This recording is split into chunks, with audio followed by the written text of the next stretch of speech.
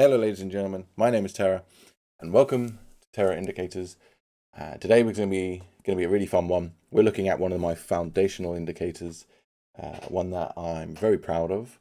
I don't know of any other indicator that works this way. It is a one of one as far as I'm concerned. I could be wrong on this, but I've never seen anything else that operates this way, and it is my day in, day out foundational indicator. I use this every day. Start off. My charts feel naked without it, basically. And it's very simple. It's set and forget, drag and drop. What do I mean by that? I'll give you a very basic example of what you can do with this indicator. You can see, let's do this one at the bottom here because it's nice and clear and obvious. We've got a fair value gap isolated down here, and hence the name, you isolate a candle.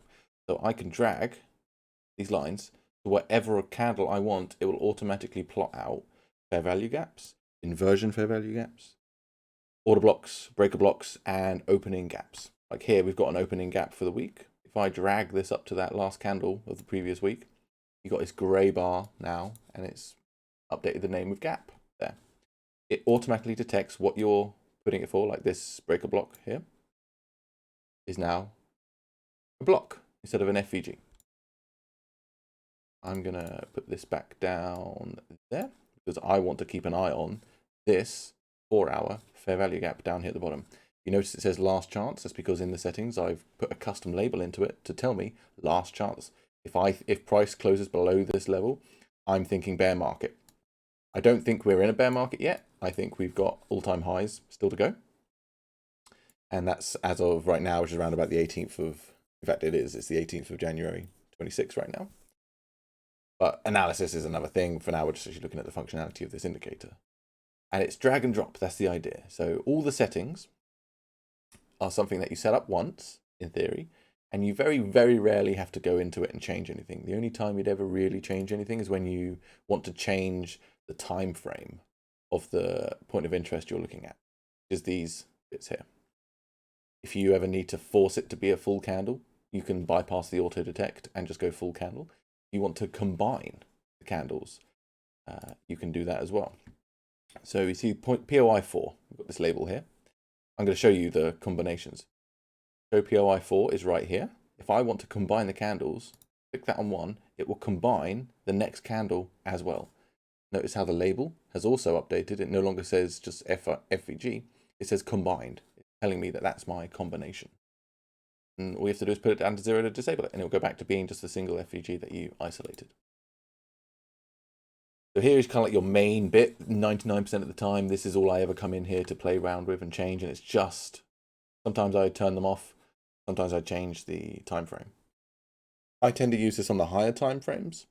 You can absolutely use this on the lower time frames. You can have 1 or 2 of them on the high time frames and use 3 of them on the 1 minute if you really want to. Absolutely possible, and it's drag and drop. You just drag and drop, and no matter what time frame you look at, whether you're below or above these time frames, it is always exactly accurate. There's 2 ways indicators can get their data. Most indicators use look back, and look back, TradingView does a lot of assumptions and approximate levels. My indicators do not do that. I demand accuracy and time frame agnostic. I want to think of it that way. So you can go, I'll show you. I can go all the way out to the monthly, and I've got the exact same levels. I can go all the way out to the yearly if I wanted to, and I'll have the exact same levels. And everything in here is customizable. Let's go have a quick look at the settings. So you've got all your labels, and if you don't want to drag and drop and you want to just manually type in, you can just click and select what you want to do. A few global settings. These are your basic settings for the labels that are over here. Now, you can see there's a lot of settings in here. It's much simpler than it seems initially because you've got 5 blocks. See here it says POI 1 advanced settings. This whole area here, this is one set of settings for POI 1, which is one of their guy in the middle, the 1 hour.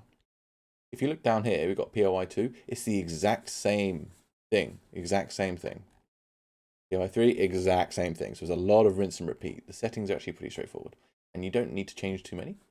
You can select here out of these toggles. You exactly what gets shown in the label. You see, I like having the date because sometimes they'll be there for months on end. POI number is useful to have. Show type, which is like the FVG block, these things. And you can show the time frame. Again, very useful. Bias is this text here. You can type in whatever you want here. If I click that on, you'll see here it says by program now. I find it's a little unnecessary. The colors do the talking for me, which is my dynamic colors. Enable dynamic colors will flip from bullish, which is this color, to bearish for the labels, the actual fill color, neutral, which is like gaps. We'll use this gray here, and pending border. Pending border is something I can't necessarily show you in, not easily show you in replayer, but basically what will happen is in the live markets, if price goes below your, let's say 1 hour or 4 hour point of interest, it will highlight it that you've gone below the range with a border color. So if it's flipping to bullish from red, like these ones, say price goes above these red ones here. When price goes above them, even by a single tick, it'll highlight it with a border in this color. It will stay red until that time frame handle closes above. It needs to confirm it. When it confirms it, it will flip all the colors and all the labels around for you automatically. You don't have to touch it. It will do everything for you. And this is just a really handy way where you can see when you're in that kind of interim period, when price is above or below the level, but the candle that matters hasn't confirmed just yet.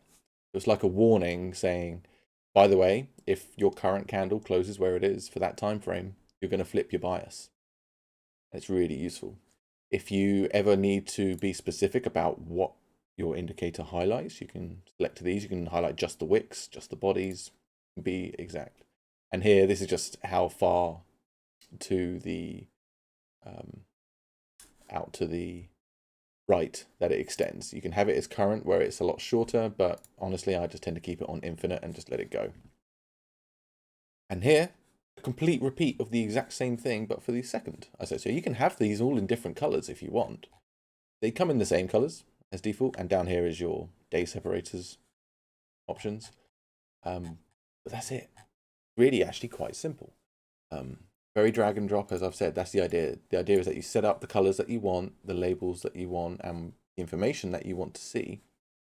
And you can just drag and drop as price develops over the week. If, like, say, here on Monday, let's say the week starts and you get this drop off here. Then you get the pullback here.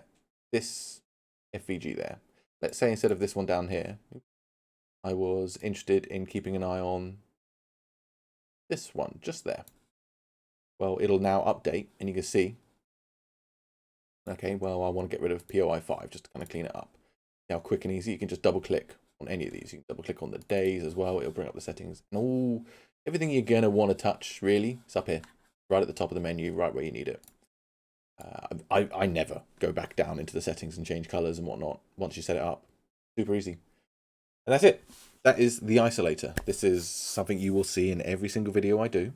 I'm going to start doing like weekly and midweek market analysis updates. Not so much predicting future when it comes to price action. I don't think that's a good idea.